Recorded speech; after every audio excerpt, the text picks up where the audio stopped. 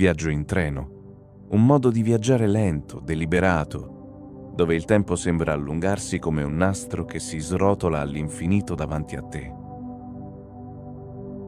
Immaginalo ora.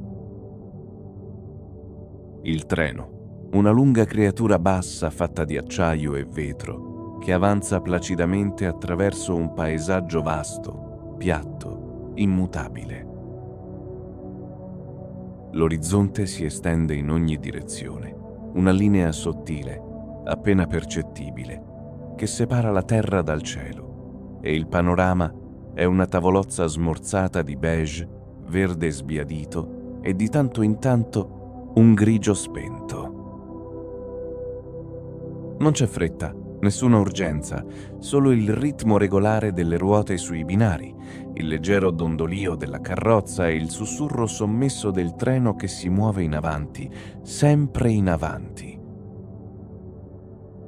All'interno del treno, il mondo sembra ovattato, protetto dall'immensità esterna.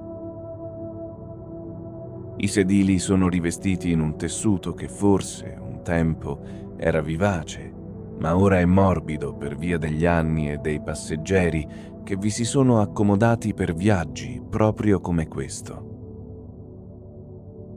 I cuscini affondano leggermente quando ti siedi, non troppo morbidi, ma abbastanza comodi. Le luci sopraelevate emanano un bagliore giallo tenue e nell'aria si avverte un aroma indefinito, forse caffè, o un lieve accenno di metallo e olio. Si sente un brusio sommesso provenire dagli altri passeggeri. Una coppia, seduta a qualche fila di distanza, parla a bassa voce, indistinta, mentre un signore anziano ha aperto un giornale, le cui pagine fruscino piano mentre le gira. Lo osservi mentre piega con cura un angolo, come per segnare l'articolo da rileggere. Il suo termos, di un verde spento, riposa sul tavolino di fronte a lui, ancora chiuso. I finestrini sono ampi e leggermente appannati da impronte di viaggiatori che si sono avvicinati troppo, curiosi del mondo là fuori. Oltre il vetro, il paesaggio scorre a un ritmo che sembra più lento che rapido. Non ci sono colline spettacolari, né gruppi di alberi a interrompere la monotonia. I campi si estendono a perdita d'occhio, coperti da erba pallida e secca che ondeggia leggermente al vento, un vento che tu, dall'interno, non senti. Di tanto in tanto appare una recinzione, pali di legno posti a intervalli regolari, le cui ombre si allungano sul terreno come dita sottili e lunghe.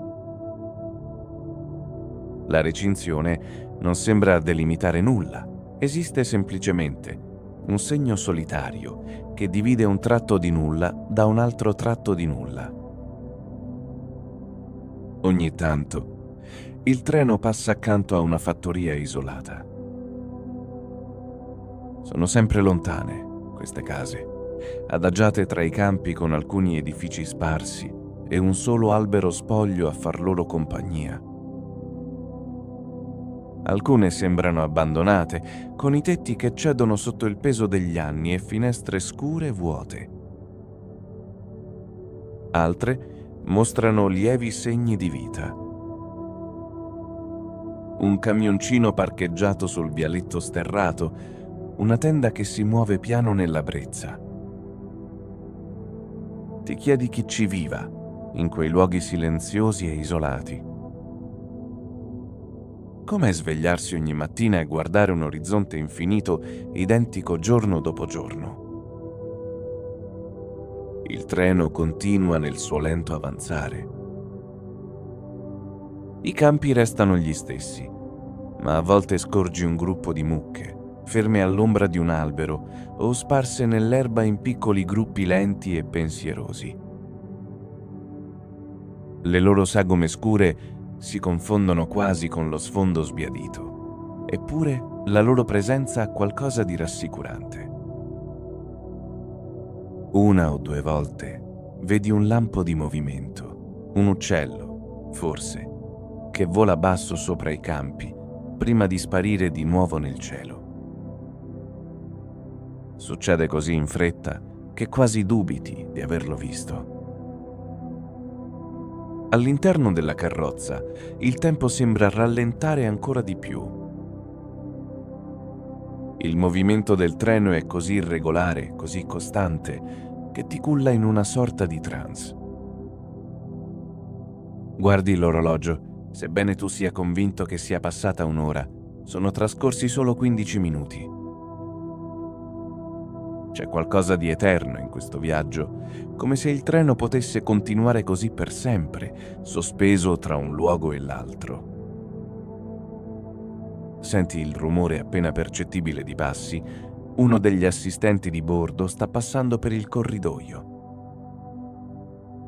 Si ferma di tanto in tanto, aggiusta uno schienale, raccoglie un bicchiere lasciato lì da qualcuno. Quando raggiunge il tuo posto, ti rivolge un sorriso gentile, quasi impercettibile. Prosegue, e il lieve cigolio delle sue scarpe si fonde senza sforzo con il brusio del treno. Lo osservi mentre scompare nella carrozza successiva, la porta che si chiude dietro di lui con un sibilo appena udibile. Il treno affronta una curva dolce e noti qualcosa di nuovo, un silo in lontananza, la sua forma cilindrica che si alza come una torre solitaria contro l'orizzonte. È la prima struttura verticale che vedi da quello che sembra un tempo interminabile e per un momento cattura completamente la tua attenzione. Ma mentre il treno continua il suo percorso, il silo si fa sempre più piccolo, fino a svanire, inghiottito dalla monotonia del paesaggio. Ti ritrovi di nuovo con i campi, le recinzioni e il cielo infinito, immobile. Il sole, che prima era alto e luminoso, ha iniziato la sua lenta discesa. La luce si fa più dorata, gettando lunghe ombre sui campi. Il cambiamento è così graduale che all'inizio quasi non te ne accorgi, ma poi diventa evidente. La luce calda penetra nella carrozza, illuminando i volti degli altri passeggeri, riflettendosi sui bordi lucidi dei finestrini. Fuori i colori si fanno più intensi. L'erba assume una tonalità più ricca e il cielo inizia a tingersi di un tenue rosa. Il ritmo del treno prosegue, invariato e costante. Il suono delle ruote sui binari è ormai ipnotico, un battito morbido e ripetitivo che sembra riecheggiare nella mente. È quel tipo di suono che ti fa perdere il filo dei pensieri, che ti fa vagare la mente in direzioni che non riesci a seguire. Cominci a pensare alla destinazione, a dove ti sta portando il treno, ma il pensiero svanisce così come è arrivato. Per ora non importa. Tutto ciò che conta è il movimento, il suono e la distesa infinita oltre il vetro.